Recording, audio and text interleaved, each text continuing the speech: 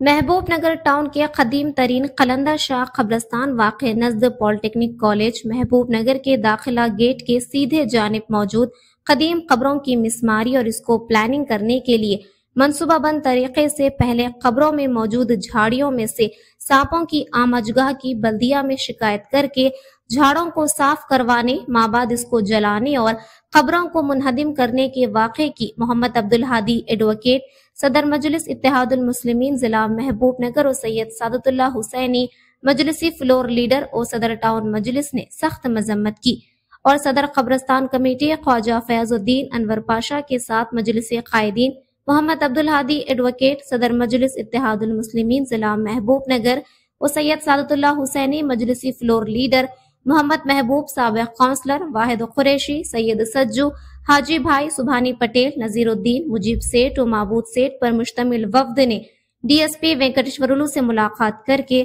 قبروں کی منصوبہ بندی کے ساتھ مسماری اور مسلمانوں کی مذہبی دلازاری کے ذمہ داروں کے خلاف کارروائی کرنے کے مطالبے پر مبنی یادداشت پیش کی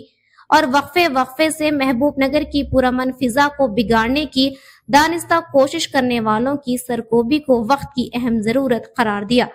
ڈی ایس پی نے متعلقہ پولیس ٹاؤن 1 کو شرپسندی اور قبروں کی مسماری کے خلاف درکار قانونی کارروائی کرنے اور قبروں کے تحفظ کے لیے قبرستان کمیٹی سے تعاون کی ہدایات جاری کی۔